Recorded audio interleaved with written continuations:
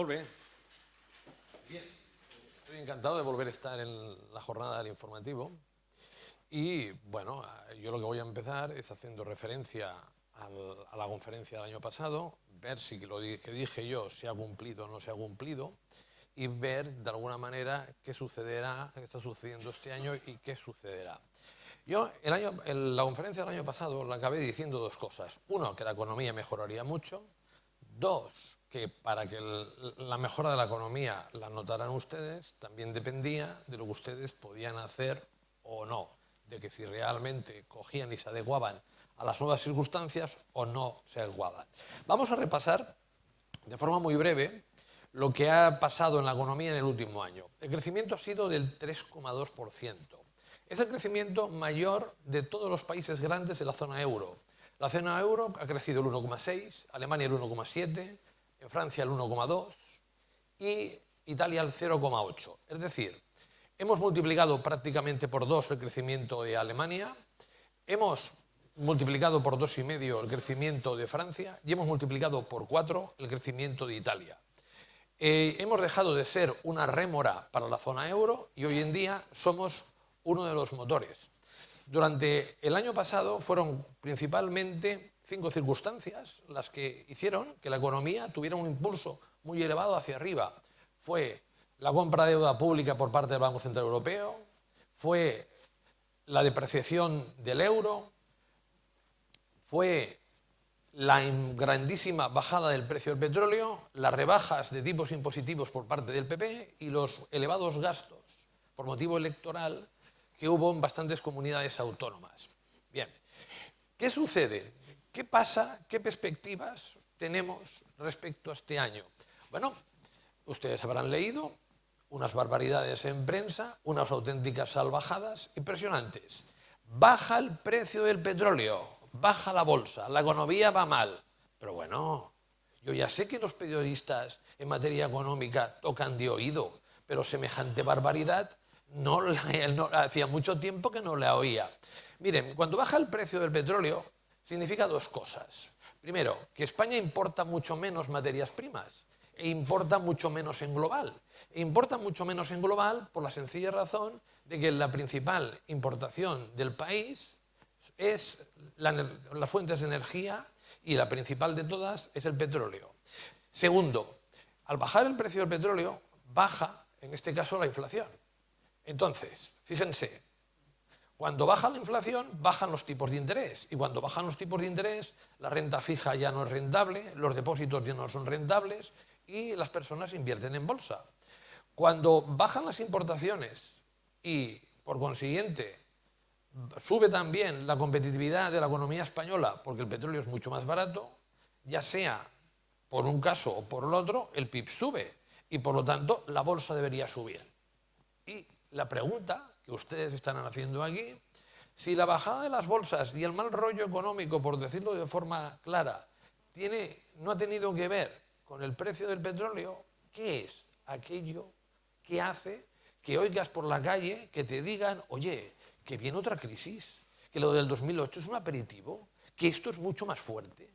Bueno, pues es una cosa que si ustedes la miran y lo observan como lo observo yo, dirán, pero que se han vuelto histéricos, que les ha cogido un ataque de nervios. Pero, ¿qué es esto?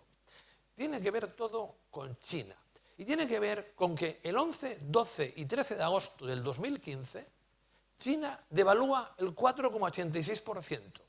Y China no devaluaba su moneda desde 1994. Tiene que ver con que esta devaluación de China hace a algunos analistas económicos y financieros presagiar que China va mucho peor de lo que parece, que generará una gran devaluación de la moneda y, como consecuencia de esa gran generación de la devaluación de la moneda, China ganará competitividad y el resto del mundo la perderá. Las materias primas bajarán y el primer mundo caerá en una situación de recesión y deflación. Y ríanse ustedes de la crisis del 2008, que la que viene ahora es espectacular. Bueno, y derivado de esto, las bolsas y un poco las oleadas de optimismo o pesimismo que hay en el mundo desarrollado en los últimos tiempos tiene que ver con China. Dicen, bueno, ¿y qué ha pasado a China? Bueno, es verdad, China no crece al 10,5 como creció durante la década pasada. Al principio del año 2012 y 2013 creció a un poquito más del 7% y el año 2015 solo han crecido el 6,9%. Y ustedes dirán, oye, ¿y todo esto se está armando por unas décimas de crecimiento económico? Sí. En el primer trimestre del 2016, pues ya no crece al 6,9, sino crece al 6,7. Yo le llamaría a esto no una desaceleración abrupta, sino simplemente una desaceleración suave. ¿Vale?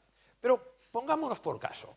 Vamos ahora, para total tranquilidad de ustedes, de la coyuntura internacional. Recuerden que el año pasado les dije que teníamos viento a favor. Sigo diciendo lo mismo.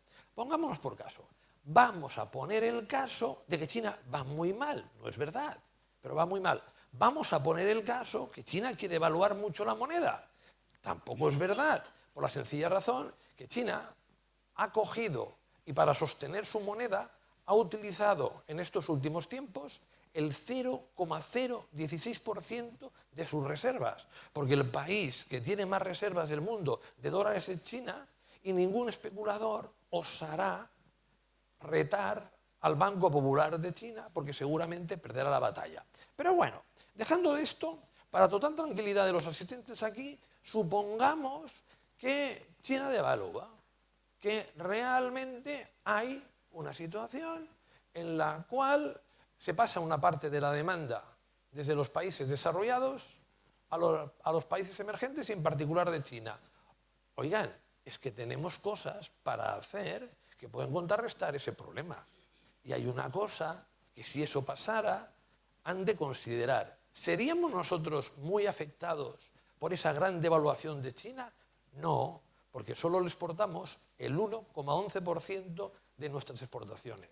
En cambio, ¿quién quedaría muy afectado? Alemania. Bingo. Cuanto peor le vaya a Alemania, mejor para nosotros. Esta afectación de Alemania explica por qué el Banco Central Europeo compra deuda. Esto explica por qué a nosotros, que hemos incumplido descaradamente el déficit público por motivos electorales, en lugar de coger y dejarlo al 4,2, lo hemos dejado al 5, nos dan un año más. Y si lo incumplimos en el 2016, tampoco nos dirán demasiado. ¿Por qué? Porque resulta que Alemania, y esta es la desgracia de la zona euro, todo gira alrededor de Alemania. Los intereses de Alemania son los que están por encima de cualquier otro país. Entonces, a Alemania se le ha caído el mercado de China, se le ha caído el mercado de Europa del Este, se le ha caído el mercado de América Latina y Estados Unidos, que está en desaceleración, va a que sus exportaciones no le vayan demasiado bien. Y entonces dice, me acuerdo, si tengo unos países que están al sur de Europa, que hace tiempo me compraban mucho, me interesa que vuelvan a ir bien. Bueno, por eso tenemos el tipo de interés en la actualidad al 0, tenemos que los bancos, cuando dejan el dinero en el Banco Central Europeo, lo depositan en el Banco Central Europeo, no cobran, sino que pagan el 0,4 y tenemos que la austeridad en Europa ahora es más ficción que realidad. Entonces, esto ha cambiado mucho. Y dicen, oiga, ¿y por qué ha cambiado mucho esto? Bueno, porque en 2010, cuando nos dieron por todos los lados y prácticamente nos dejaron la cara roja, las dos mejillas, Alemania crecía el 3% y pasaba de los países del sur de Europa. Y nos quiso dar una lección. Ahora Alemania ronronea, tiene un futuro que está en problemas y está muy pendiente de lo que es esa posible crisis de China. Me voy un poco, para dejarles aún más tranquilos, a la historia. Me voy al año 97. En el año 97, España no cumplía los criterios de convergencia con la zona euro. Y tenía un problema. El criterio que no cumplía era el criterio de déficit público. Entonces, como no lo cumplía, el gobierno de Aznar se planteó, dice, mira, Para entrar en la zona euro, si vemos que a final de año el déficit continúa siendo elevado, no tendremos más remedio que subir impuestos. Entonces se produjo un milagro. ¿De dónde vino ese milagro? De la crisis del sudeste asiático. Esto es una crisis que empieza en Tailandia porque le pide un dinero prestado al FMI, le dice, por favor, no digas a nadie que me has prestado ese dinero, porque todo el mundo creerá que estoy mal y lo único que quiero hacer es repartir las emisiones de deuda para de esta manera pagar menos tipo de interés. El Fondo Monetario Internacional comete la indiscreción de decir, atención, le he prestado a Tailandia. Los inversores salen en mansalva de Tailandia, el baht tailandés se devalúa un 90%, moderada devaluación, y esto ataca a todos los países de sudeste asiático. Ataca a Corea, ataca a Filipinas, ataca a Malasia, luego se va a Rusia y acabará en Brasil. Bueno, este es el milagro español de finales de los 90, la crisis del sudeste asiático. Esto es aquello que Aznar y en su momento rato pasaron al Olimpo. ¿Cómo afectó esto? Bueno, lo que afectó es que el precio de las materias primas cayó en picado. El petróleo pasó de $20 a 9,5. Y de golpe y porrazo, a nosotros, la inflación, ¡pum!, se desplomó. En aquel momento fue la inflación más baja, en el 98, de los últimos 30 años. Gracias a la bajada de las materias primas, la inflación se fue al 1,4.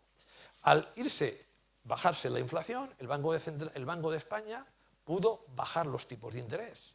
Al bajar los tipos de interés, los bancos concedieron mucho más dinero, impulsó el consumo, impulsó la inversión y resultó que en aquellos momentos el PIB se fue para arriba, subió al 5% y la grandísima recaudación que supuso esta coyuntura internacional hizo que entráramos en la zona euro por la puerta grande y se hablara de milagro económico de España. Tuvimos mucha suerte. Por lo tanto, miren, ustedes pueden padecer si tenemos una crisis en Alemania y en Francia, porque realmente entre los dos son el 26,2% de nuestras exportaciones.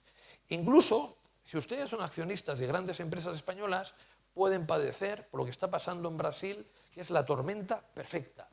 Pero por una crisis en China en la que no le exportamos prácticamente nada, y un sector como el suyo que depende muchísimo de los tipos de interés.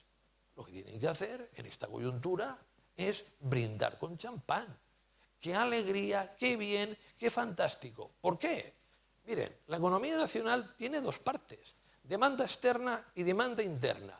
Si en el peor de los casos, que ya les digo, no va a pasar, si China hace una devaluación espectacular, si China va muy mal, se cae la demanda externa.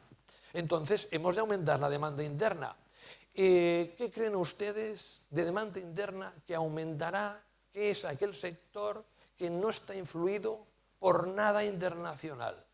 ¿Cuál? El sector inmobiliario y de la construcción, que además es un sector muy dependiente de los tipos de interés. Por lo tanto, ya sé que, por ejemplo, hay economistas que dicen, oye, te voy a ofrecer el túnel del terror gratis. Pon la tele, escúchame y vas a ver que viene el apocalipsis. El problema es que llevan una serie de tiempo diciendo que viene el apocalipsis y el apocalipsis no se ve por ningún lado. Yo ya sé que hay compañeros míos que participan en medios de comunicación como yo que adoptan una táctica diferente. Huelen que cuanto peor es la noticia que dan, más interés tiene el periodista y por eso dan, cuanto más peores noticias, mejor. Pero es que la realidad de la economía española es otra muy diferente. Le voy a dar una serie de datos que refieren a 2015 y primeros del 2016. El ministro Luis de Guindos, para decir que este hecho de que no hubiera impasse, que no haya gobierno nos perjudicaba muy seriamente, dice, el crecimiento del PIB se va a rebajar y la culpa la tiene el impasse de la actuación política porque no ha habido pacto. Sale el PIB y para sorpresa de mucha gente, para mí no, 0,8. El mismo crecimiento en el trimestre que en el cuarto del 2015 y que el tercero del 2015. Estamos creciendo a un ritmo ya no del 3,2 de 2015, ya estamos creciendo a un ritmo anual del 3,4. Vale. ¿Qué pasa con la creación de empleo?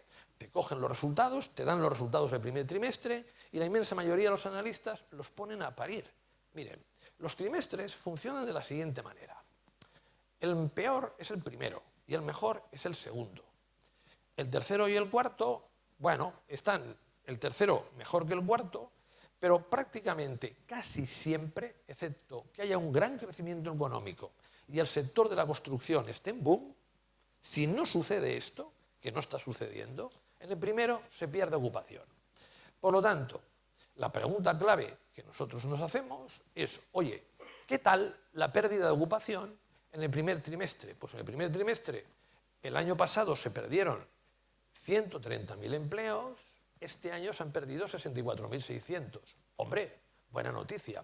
Oye, y si nos dejamos del efecto calendario, si aislamos el efecto calendario, en el primer trimestre se ha perdido o se ha ganado empleo.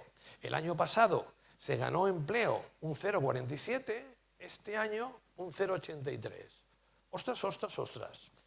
Un 0,83. ¿Esto qué significa? Significa que si esto cogemos y lo multiplicamos por 4 trimestres, estamos creciendo al 3,2 el empleo. Y voy a hacer una referencia histórica. ¿A cuánto crecía el empleo en el 2007, año mágico para muchos de ustedes? Crecía al 3,45. No me digas que estamos creando una barbaridad de empleo. Sí. Luego, si miro, la calidad del empleo, evidentemente, es mala y realmente muy defectuosa. Pero hay indicios que me dicen que esto mejora. ¿Por qué? Porque el año pasado el número de contratos indefinidos que incrementaron fueron 25.000, este año 52.000 en el primer trimestre. El año pasado el trabajo a tiempo parcial era el 17,25% del total del trabajo. Este año ya solo es el 16,7%, y que se reduzca el número de trabajadores a tiempo parcial es una buena noticia. Por lo tanto, desde todas las perspectivas, no es una economía que se ha parado. Es una economía que sigue adelante, que tiene una inercia muy positiva y en la cual hay una ventaja que este año la vamos a tener y que es tremenda. Miren, igual ustedes, yo creo que por falta de información, tienen muy bien considerados a los bancos, a los directivos de los bancos. Yo los tengo horrorosamente considerados. Es una gente que tiene muy buenas relaciones sociales, pero que no llega a mucho. ¿Vale? ¿Por qué? Hasta ahora, hacer negocio, el banco era muy fácil. Mira, yo cojo del Banco Central Europeo crédito al 2 y presto al 5. Fenómeno. Claro, pero llega un momento en que tú no puedes bajar de coger y obtener dinero del Banco Central Europeo o de tus clientes, no puedes pagar mucho menos del 0. Es decir, tú ahora los márgenes, porque los tipos de interés han bajado, se han reducido muchísimo. Entonces, la primera idea que tienen los bancos es vamos a reducir costes y vamos a coger y vamos a hacer fusiones bancarias. No las pueden hacer. El Banco Central Español, el Banco de España, no les da permiso si no hay gobierno. No pueden hacer plusvalías de la deuda por venta de deuda pública, ya las han hecho. No pueden coger y venderse las gestoras, ya se las han vendido, gestoras de inmuebles. No pueden coger y venderse las empresas de seguros, ya se las han vendido. Y lo que nosotros vemos es una cosa muy interesante. El año pasado no es que se diera más crédito, porque el que importa no es el crédito dado para dar hipotecas, no. El que importa es el crédito que doy de nuevo menos el que se amortiza. Y el año pasado, 2015, el crédito hipotecario bajó el 3,7%. A pesar de esto, la vivienda en España subió un 4% y a pesar de esto, en determinados barrios de Barcelona y Madrid, en la actualidad, en Barcelona y Madrid, está subiendo la vivienda a ritmos del 20% los precios. ¿Qué quiere decir esto? Fíjense, conseguimos el año pasado un crecimiento del 3,2 bajando el crédito. Pero los analistas financieros estos grandes directivos de las entidades financieras han cogido y han aprendido una lección. Y la lección, ¿saben aquello que es? ¿Con sangre entra? Pues la han aprendido así. ¿Qué quiere decir con sangre entra? Pues quiere decir que han cogido, ven como sus acciones en bolsa caen, caen, caen y piden explicaciones. Y han pedido explicaciones a las empresas que analizan sus cuentas de por qué en el año 2015 les han pegado una torta tremenda y les han dicho que por qué les pegaban esa torta si ahora ganaban más dinero que el año pasado. Y le han dicho, sí, tú ganas más dinero que el año pasado porque provisiones, dinero que tenías para cubrir determinados riesgos, lo que has hecho es sacarlo y meterlo a beneficios. Pero a mí lo que me interesa es la parte alta de tu cuenta de resultados. Y la parte alta de la cuenta de resultados es el margen de intereses. Y tú, en el margen de intereses, se ha reducido por dos cosas. Porque has dado menos préstamos y porque la diferencia entre el dinero que te cuesta y el dinero que cobras por dar préstamos se ha reducido. Por lo tanto, tu core business, tu negocio clave, va a la baja y yo, ¡pam!, te doy. ¿Qué cogen y qué dicen las entidades financieras? Mensaje entendido. Porque recuerden, a un directivo de la entidad bancaria le importan tres cosas. Mi bonus, mi bonus y mi bonus. Y mi bonus depende de cómo cotice la acción. Punto. Entonces, mensaje entendido. Y para el sector inmobiliario va a haber un cambio sustancial, bestial. Es un cambio muy sencillo. Hasta ahora, las entidades financieras cogían y prestaban solo a aquellos que ganaban más de 3.000 euros. Por eso el año pasado el crédito neto no baja, no sube, sino baja. Segundo, ahora no, ahora ganando 1.800 euros te van a dar préstamo, ¿vale? Y ahora explicaré por qué. Segundo, lo que te hacían el año pasado es que te daban el 80% del menor valor de los dos, el de tasación o el precio de venta. Ahora no. Hacen un pequeño cambio. Donde había dicho Diego, Diego. ¿Te había dicho el menor? No, ahora es el mayor. ¿Saben qué significa esto? Significa mucho, muchísimo para el mercado inmobiliario. ¿Por qué? Porque antes yo tenía que financiar aproximadamente, según la autonomía, entre el 30 y el 33% de la vivienda. Ahora no, porque me suben el valor de tasación y me lo suben de tal manera que me están dando el 100% del préstamo. Es decir, yo quiero comprar una casa por 200.000 euros, ¿vale? Entonces me la tasan por 250.000 y ya me han dado el 100% del precio de la vivienda. Entonces, lo único que tengo que financiar ya no es entre el 30 y el 33%, según la autonomía, es entre el 10 y el 13%.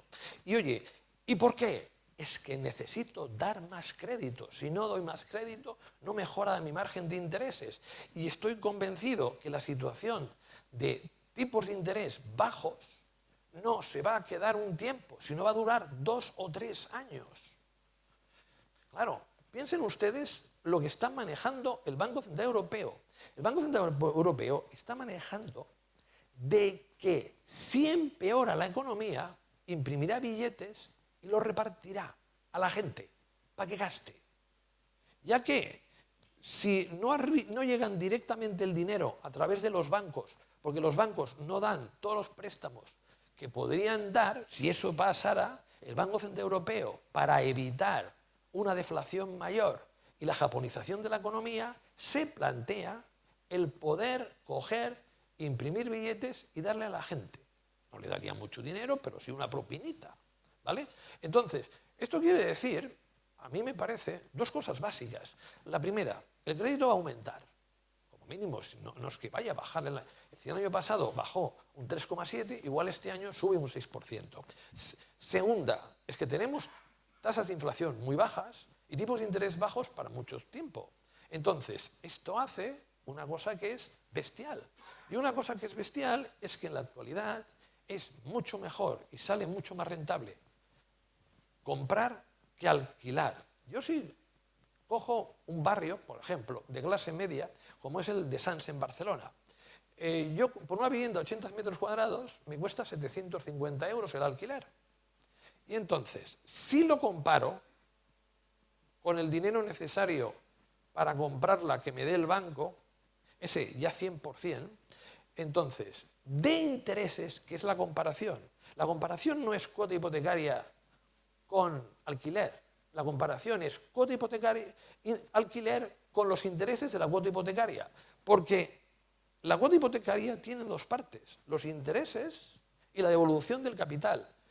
La devolución del capital no es un gasto, porque si vendo la vivienda me darán lo que he pagado en la mayoría de las ocasiones. Entonces, atención a la comparación, es bestial. De intereses pago 142 euros, de alquiler 750. Me sale 5 veces más barato comprar que alquilar. Y esto es una regla del mercado inmobiliario. Cuando los tipos de interés son altos, me sale mejor alquilar.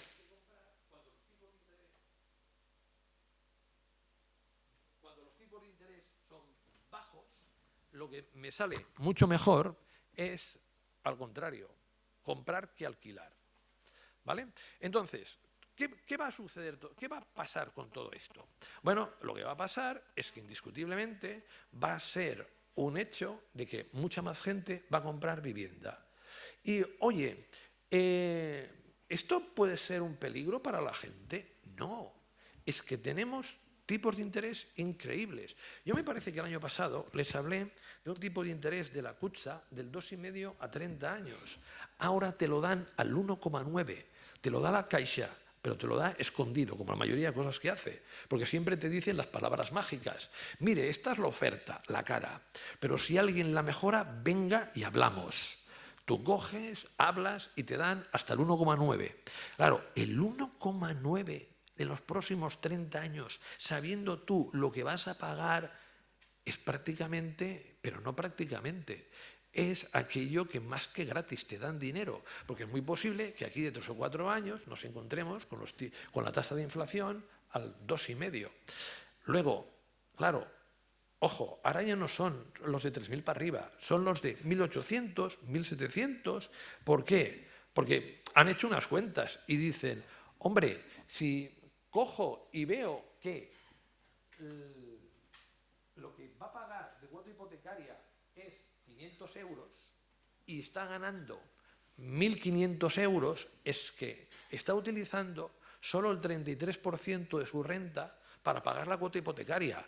Esta es una familia que no tiene riesgo, porque cuando tú empiezas a tener riesgo de que no pagas el crédito que te han concedido, es cuando estás por encima del 40%. Y esto, que es una novedad, hace que ahora estén cogiendo y estén financiando viviendas que no son Barcelona, Madrid o las grandes capitales, sino que es mucho más allá. Miren, datos de último momento. Bueno, el otro día hicimos un análisis en una localidad próxima a Barcelona. Próxima son 50 kilómetros. Y que es una localidad que yo la tengo cogida como un valor de ver cómo evolucionan las cosas, ¿vale? Se llama Calafell. Calafell es primera residencia y en parte segunda residencia. ¿Saben desde el mes de enero, no estamos aún en temporada turística, cuánto han aumentado las ventas en Calafell respecto al año anterior? 50%. ¿Quiere decir que han aumentado en todos los lados? Esto probablemente no, pero que por primera vez se está poniendo bastante énfasis en que es interesante invertir en otros lugares que no sean las grandes capitales, o que sea, ya sea en pequeñas ciudades de provincia o ya sea en la periferia de las grandes, sí. Tú cogías un promotor hace 2 años y cuando le decías, oye, puede ser interesante determinados solares de la periferia de Barcelona o de Madrid, te diría, estás loco, aquí solo se va a reactivar Barcelona o Madrid, no hay más.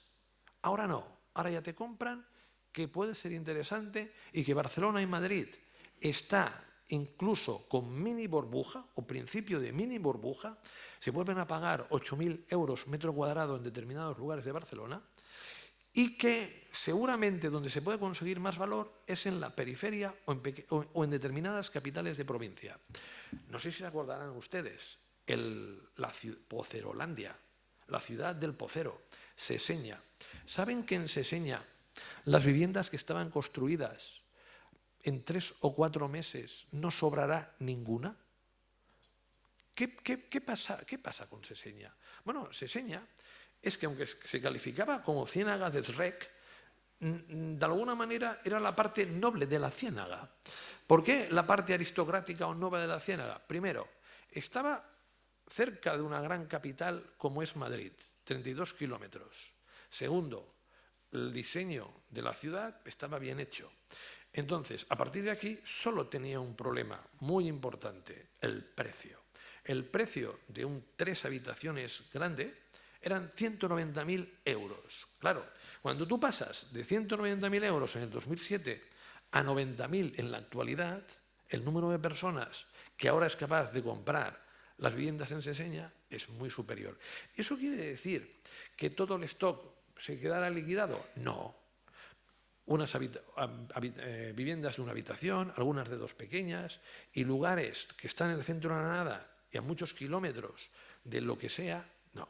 Pero fíjense, este año ya viene el aumento de ventas en costa. Posiblemente no de precios, pero sí de ventas. Y es la antesala de lo que vendrá. ¿Qué les quiero decir con esto? Bueno, les quiero decir con esto que posiblemente los que están trabajando en las zonas de Barcelona, Madrid y cerca de las grandes capitales, pues habrán visto que este año 2015 ha sido bueno, les ha mejorado. Pero el que esté, por ejemplo, en Salamanca, en Valladolid, o el que esté en Granada, dirá, pues yo no lo estoy viendo. Bueno, esto es progresivo y yo le llamo la teoría de la mancha del aceite. Cuando la cosa mejora, siempre empieza mejorando por la gran ciudad. La gran ciudad se encarece mucho y una vez que la gran ciudad se ha encarecido, hay promotores, hay compradores que deciden que ahora, ya sea porque no pueden, ya sea porque están pagando un sobreprecio, deciden irse a la periferia o a localidades próximas. Cuando, de alguna manera, los tipos de interés son muy bajos y ven que la situación va mejor, gente que no sabe qué hacer decide comprar una segunda vivienda. Entonces, esto es la mancha de aceite y esta mancha de aceite está empezando a actuar. Miren, en Barcelona hay edificios de viviendas que no duran ni una semana en el mercado. Una antigua alumna me enseña uno, dice, a ver si conoces un inversor. Digo, bueno, lo miro. Dice, pero hombre, ¿qué me estás pasando? Que hay independencia, es decir, del centro nada, si acaso, como mucho, cercano a la Sagrada Familia. Un precio del conjunto del edificio bastante asequible para el que tiene dinero, 2.300.000, pero lo que no es asequible es la rentabilidad. La rentabilidad es el 2,3. Y esto está caro. Dice, sí, bueno, ya lo bajará negociando. No, no lo ha bajado negociando.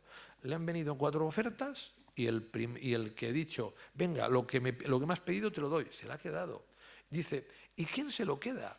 Pues se lo queda una familia, en este caso de la Bonanova, que anteriormente tenía el dinero en un depósito. Ese depósito le rentaba un 0,2% y dice, para tener el dinero aquí, compro vivienda. Vale. Bien, esto es todo lo que hace referencia al tema de la vivienda. Pero ahora voy a un tema que es fundamental. Y que es fundamental, que es reformas de baños, cocinas y de lo que es, en este caso, partes de las casas. Miren, aquí tenemos un nicho muy importante, pero cuidado, que aquí el problema no es si se gasta más o se gasta menos, sino el problema es cómo ustedes captan a la demanda.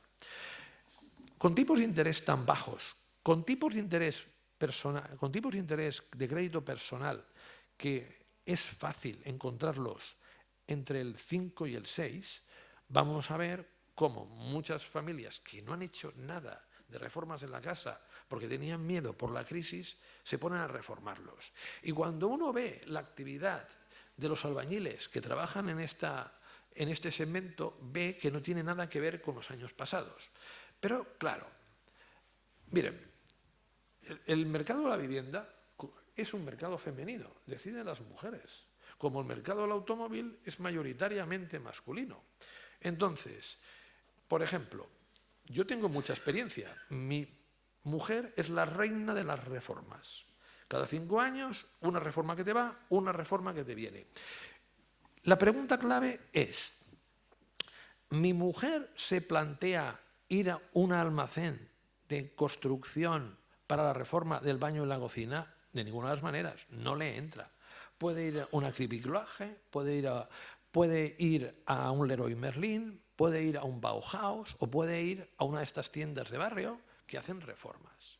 Pero no se plantea ir a un almacén por la sencilla razón que desconoce que en los almacenes te pueden ayudar y te pueden de alguna manera facilitar la reforma de los baños y la cocina o de cualquier otra parte del piso. Por lo tanto, yo la primera reflexión que les quiero hacer, y entronca esto con lo que he dicho al inicio de mi conferencia, la economía mejora. Estén donde estén del país, un poco más tarde, un poco más pronto, les va a llegar. Pero esto no significa que se vuelvan a hacer programar las 916.000 viviendas que se hacían en el año 2007. Este año se van a hacer 100.000. Claro, 100.000 versus las 33.000 de 2013 es multiplicar por 3. Pero claro, si ustedes quieren tener unas cuentas de resultados parecidas o similares a las del 2007, es que el segmento de cocinas, baños y reformas en la casa es muy interesante y ustedes han de poner en el mercado. Y ponerse en el mercado es hacer un marketing y coger y atraer al consumidor y saber que el consumidor principalmente es mujer y cómo ustedes se lo ofrecen. Aquí hay una publicidad bestial de las grandes superficies, Leroy Merlin, aquí Bricolaje, Bauhaus, etcétera, etcétera. Y la gran pregunta es, ¿ustedes están haciendo publicidad? ¿Ustedes están destacando las virtudes que tienen respecto a las otras compañías? ¿O están esperando a que les vengan los clientes por arte de vivir lo que? Es curioso, cuando contratamos la reforma del baño y la cocina, pues nos desplazamos a una localidad de la periferia porque nos habían hablado muy bien de una tienda. Y es curioso que esa tienda está al lado de un gran almacén de Barcelona, probablemente el que más factura. Pero en aquel momento ignorábamos que cogía y ofrecía también reformas del baño y la cocina. Entonces, miren, yo dirijo un máster de franquicias y el comerciante te dice muchas veces, ¿qué he de aprender yo? Que ya lo tengo todo aprendido. ¿Cómo me va el negocio? Me va mal, pero es por arte de vivir lo que, por mala suerte, pero yo soy genial. ¿Tú puedes hacer algo, un cambio y tal? No, yo no puedo salir de la oficina. Controlo.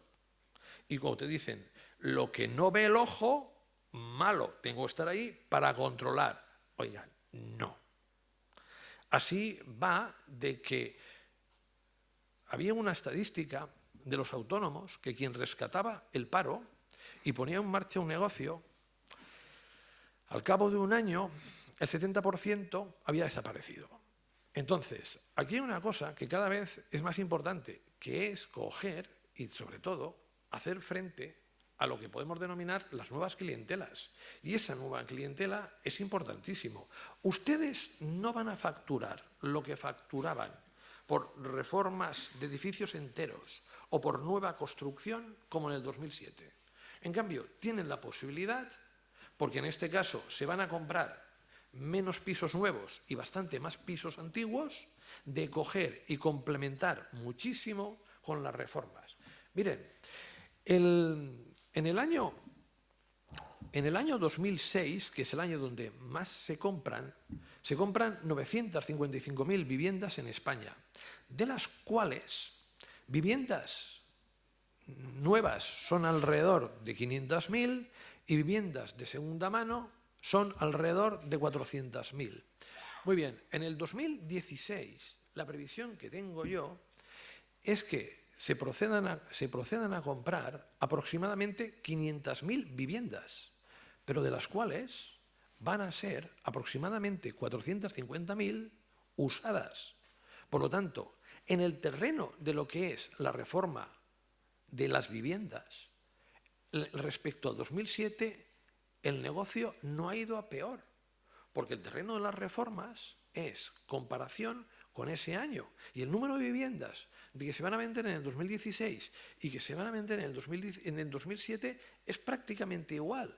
Entonces, si muchos de ustedes, 80%, lo facturan por lo que podemos decir grandes obras y el 20% solo sobre reformas de cocinas y baños y otras partes de la casa, la idea es que este mix lo han de cambiar.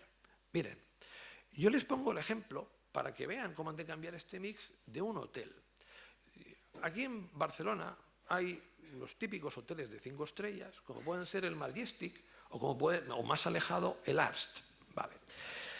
La facturación que tienen estos hoteles es aproximadamente un 60% por habitaciones, un 40% por actos.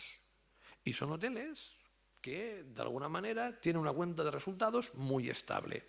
Y la clave es los actos que hacen en la planta baja y en el entresuelo. Tanto Majestic como Ars, hoteles de 5 estrellas, generan una barbaridad de actos. En cambio, una cadena que lo ha pasado muy mal es NH. NH, la inmensa mayoría de hoteles, la facturación por actos no llega ni al 20%. Entonces, depende mucho de una variable que es más o menos turismo, más o menos viajes de negocios, etcétera, etcétera. Desde su perspectiva, perdonen, pero si yo les tuviera que poner algún deber, sería, ¿qué voy a hacer para el año que viene para que el segmento de reformas de consumidores me impacte muchísimo más a mí? ¿Cómo voy a coger y voy a interactuar con aquellos albañiles, ya sea de forma indirecta o ya sea directa, yo con propaganda para que me beneficie? Alguno de ustedes dirá, es que mi tienda, mi almacén, lo tengo a 20 kilómetros de la gran ciudad. Oiga, da igual.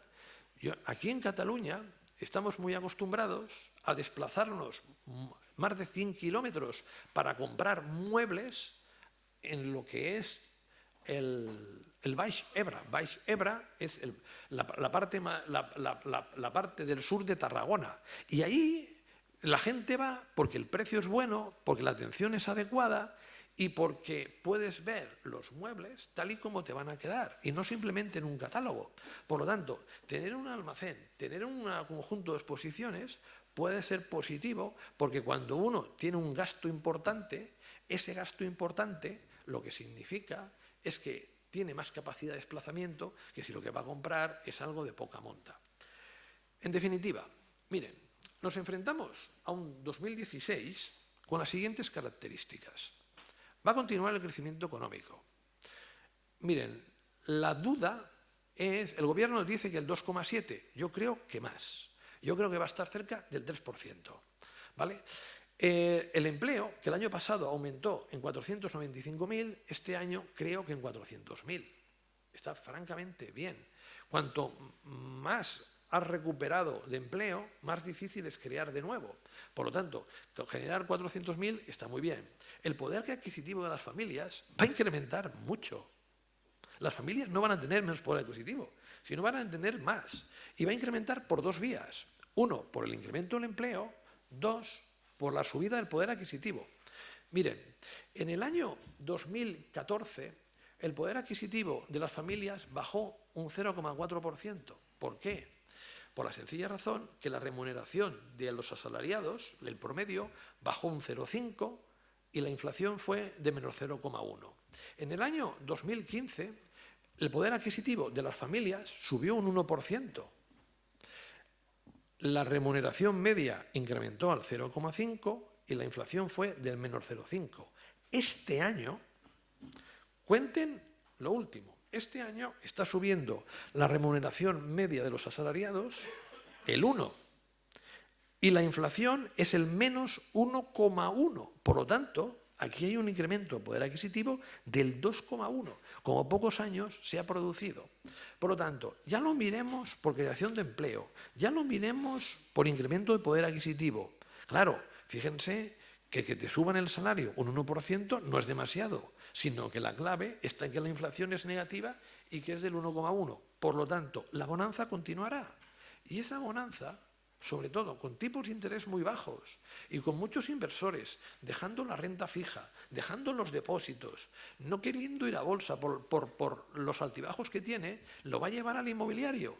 Y esto va a hacer que progresivamente los edificios de viviendas nuevas incrementen significativamente. Pero no solo esto.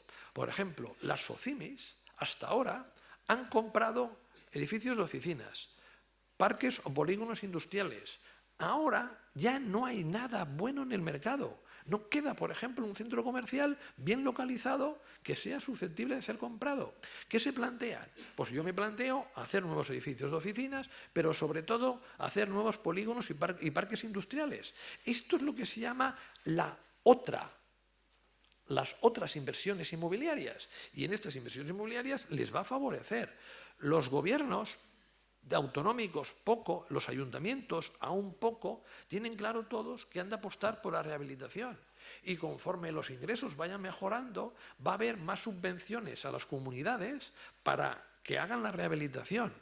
Por la sencilla razón de que los ingresos mejorarán de los ayuntamientos, de las comunidades autónomas, por el hecho que la recuperación económica es considerable y gracias a ella los ingresos por impuestos aumentan. Por lo tanto, lo miremos desde la perspectiva del PIB, lo miremos desde la perspectiva del empleo, lo miremos desde la perspectiva de lo que es el poder adquisitivo de las familias, vamos a un ciclo favorable. Luego, ¿qué pasa con los tipos de interés? Oye, entramos en una nueva dinámica económica, no el país, sino el conjunto del mundo. De 2002 a 2013, los precios de las materias primas subieron muchísimo y crecieron mucho los países emergentes por esa gran subida del precio de las materias primas. Lula pasó a ser un mito, tuvo suerte, le subió el precio de las materias primas. Incluso los desastrosos Kirchner consiguieron ser votados en Argentina, porque como el precio de la soja subía mucho, Argentina subía el 8%. Esto se ha dado la vuelta. Los precios de las materias primas están bajando y continuarán bajando. Esto perjudica a los países emergentes, beneficia a los desarrollados. Oye, ¿y cómo beneficia a los desarrollados? Les beneficia que hay un componente muy importante de la inflación que tiene que ver con el precio de las materias primas. Como ese componente lo vamos a tener bajo durante mucho tiempo, ese objetivo que tiene el Banco Central Europeo de que la inflación vaya al 2%, es bastante difícil que lo consiga a corto plazo. Por lo tanto, es bastante fácil que la laxitud en el Banco Central Europeo de poner dinero en el mercado continúe. Imagínense ustedes cómo se pondrían si les gustara la cerveza y le dijeran barra libre de cerveza. Pues se pondrían las botas, estarían maravillosos. Entonces, este año los bancos van a tener 4 veces barra libre de dinero. Pídeme lo que quieras. Solo hace falta que me des en prenda activos de 3 al cuarto. No hace falta que sea deuda pública. Ya me interesa bonos corporativos o me interesa deuda de los ayuntamientos. Deuda de los ayuntamientos de todo, excepto de Carmena, que es más chula que un 8, y que ha dicho que el rating, que las agencias de rating no le tenían que coger y calificar nada. A partir de aquí, esa duda si va a crecer o no va a crecer el crédito, les va a crecer y esto va a ir en compra de vivienda. Por lo tanto, en resumidas cuentas, y al grano y lo más importante, y con esto finalizo, no tienen excusa en la coyuntura económica si no les va bien. Si a ustedes no les va bien, tienen que pensar qué no están haciendo y qué podrían hacer.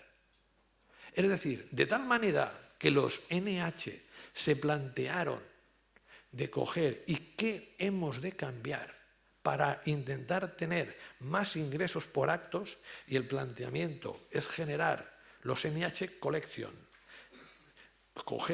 hacer obras y subir la categoría de unos cuantos. En este momento ustedes, y es un momento en el cual dicen no voy a invertir, no voy a gastar, no voy a coger y no voy a planificar nada porque viene otra recesión. Miren, en economía las cosas son volubles, pero dado este cambio de que el precio de las materias primas, que subió mucho entre el 2002 y 2013, está en algunos casos en caída libre y en otros en una caída significativa, el mundo vuelve a lo que era. El sudeste asiático ha dejado de ser la tierra prometida. Rusia ha dejado de ser un sitio con numerosos inversores. Los rusos lo único que están haciendo en España es vender para conseguir liquidez. No compran nada. Brasil, que fue un mito, es la tormenta perfecta y el desastre integral. Y la economía mundial vuelve a girar en torno a Estados Unidos y Europa. Y lo más importante, volvemos a ser trascendentales para Alemania. Por lo tanto, tranquilidad y barbaridades como la que nos hizo la Merkel en el 2010 con la austeridad se ha acabado. La pelota está en su tejado. La coyuntura les va a ayudar, pero necesita que ustedes se ayuden a sí mismos. Muchas gracias y disfrútenlo.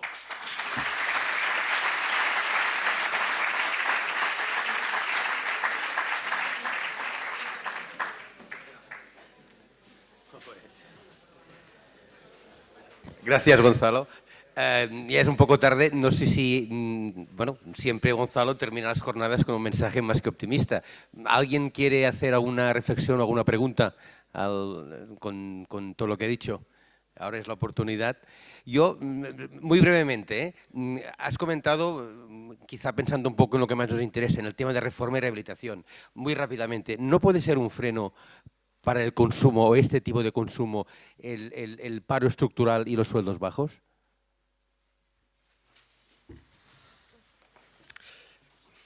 Nosotros en el año 1994 teníamos un paro del 24,6%. En 2001 teníamos un paro del 10,5%. Entonces, el paro va a bajar mucho y a marchas aceleradas. Yo calculo que en 2020 ya estaremos por debajo del 10%. Pero luego es que creo que ustedes pueden elegir entre centrarse en las dos siguientes partes de la población. Entre los 17,5 millones que trabajan o en los 4,5 que no lo hacen. Claro, si ustedes tienen 17,5 millones que trabajan y que ven aumentar su poder adquisitivo, igual, con esfuerzo, igual, con crédito, que antes lo podían hacer sin crédito, pero van a volver a coger y hacer reformas. Porque aquí hay una ventaja, y es lo que se llama la demanda escondida. Y la demanda escondida es toda aquella que se ha almacenado desde el 2008 al 2014 y que de repente sale.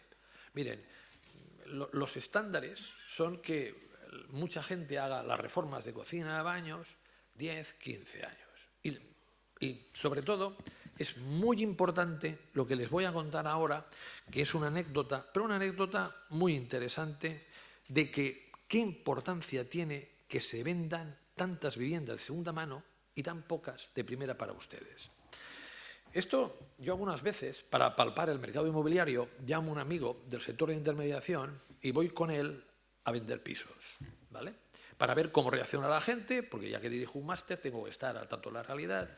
Y me quedé con la copla de una discusión entre una pareja sobre si había que reformar el baño y la cocina o no, ¿vale?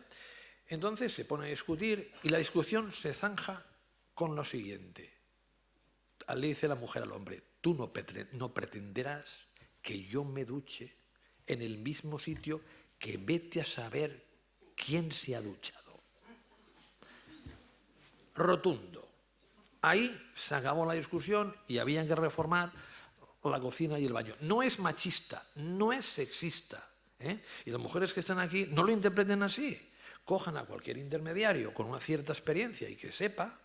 Si es de coches, le dirán que es a dirigir al hombre, la mayoría de las veces. Si es de vivienda, el hombre prácticamente ya no le hacen ni caso. Van directamente a la mujer, que es la que decide. Pues en esto, 3/4 de lo mismo. Y para muestrar un botón, lo que yo he decidido en las reformas en mi casa es absolutamente cero, ¿vale? Entonces, desde esa perspectiva, Ramón, que esto no es el jolgorio del 2007, que de alguna manera los bancos no llevan dando 6 años de préstamos a tope como en el 2007, es verdad. Pero es que tenemos un largo camino por aumentar en materia de número de préstamos. El crédito personal en España es escasísimo. Son 32.600 millones. El total de crédito que hay en España dado por los bancos es 1 millón. Y el hipotecario, en la actualidad, son 688.000. Y en plena post-burbuja, porque esto es curioso, ¿ustedes creen que el año en que más crédito se dio fue el 2007? No, fue el 2009. Los bancos no se enteraron que esto estaba en crisis. Y el año más crédito ni es el 6, ni es el 7, ni tan solo el 8, el 9, 1,1 billones. Por lo tanto, igual alguno de ustedes que vive en Barcelona y Madrid dice, oye, que viene otra burbuja. No. Si acaso puede haber una mini burbuja en lo que, de aquí a un par de años en lo que sería la vivienda de lujo, porque ahora todo el mundo se le ha ocurrido la misma idea. Yo me llamo Inmobiliaria Corso. Pues ahora hago una nueva marca y me llamaré Inmobiliaria Corso Lux y venderé viviendas de lujo. Es no tener ni idea cómo se venden las viviendas de lujo, pero lo está haciendo todo el mundo, ¿no? Sobre todo, la idea que me queda es que de esos 688.000 millones hasta el billón, ya no al billón 100, hasta el billón, son 300.000 más de crédito. Y esos 300.000 millones de crédito neto da para financiar muchísimas cosas. No tardaremos mucho en que esos 32.000 millones de crédito al consumo se dupliquen o tripliquen en 2 o 3 años. Los de crédito hipotecario, que es lo que me refería, de 688.000 millones, pues no tardaremos demasiado en 3 años en verlos 850.000. Y su negocio es una cosa muy sencilla. Cuando el crédito fluye, ustedes, ya sea para viviendas nuevas, ya sea para reformas y baños, mejoran. Ahora, solamente una cosa, que de esto no se aproveche del todo Bauhaus, no se aproveche aquí bricolaje, no se aproveche el Leroy Merlin, que se aprovechen ustedes. Y para esto hay que hacer cosas. Estas empresas son tremendamente agresivas en publicidad, tremendamente agresivas en marketing y no hagan como lo que es el exportador español. Miren, hace poco estaba en Valladolid dando una conferencia y yo decía que los españoles sabemos producir pero no sabemos vender. Y me decía una empresa que se dedica a fabricar puertas y a venderlas por todo el mundo. ¿Cuánta razón tienes? Yo vendo mis puertas, que están muy bien fabricadas, a 100 euros y los italianos, que están muy mal, a 200. Ellos le ponen marketing, le ponen know-how, le ponen estrategias de ventas y yo no sé. Esto es lo que tienen que hacer. La coyuntura les favorece, pero han de convertirse en italianos. Piensen ustedes que, por ejemplo, en materia del helado, los fabricantes españoles son conscientes que un helado bueno no es español, sino que es italiano. Y esto, aquí en Barcelona y en Cataluña hay una empresa que se llama Farga y el nombre para vender helados es Fargi, porque la gente, creyéndose que es italiano, coge y está dispuesto a pagar más. En Estados Unidos el lujo es alemán y por eso le llaman Häagen-Dazs. Es un helado americano y que tiene una locución que parece alemana. Entonces, opten a todo ese segmento de mercado que no puede optar aquí bricolaje, Bauhaus, etcétera, etcétera, y es el segmento de clase media alta, que sobre todo, valora servicio, que sobre todo, valora calidad y sobre todo valora no tenerse que pelearse con los albañiles. Ahí tienen un hueco de mercado tremendo. Cójanlo. Por mí ya está.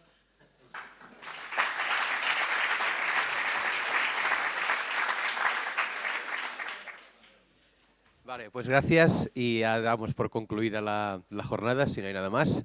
Agradeceros vuestra asistencia y hasta el año que viene. Gracias.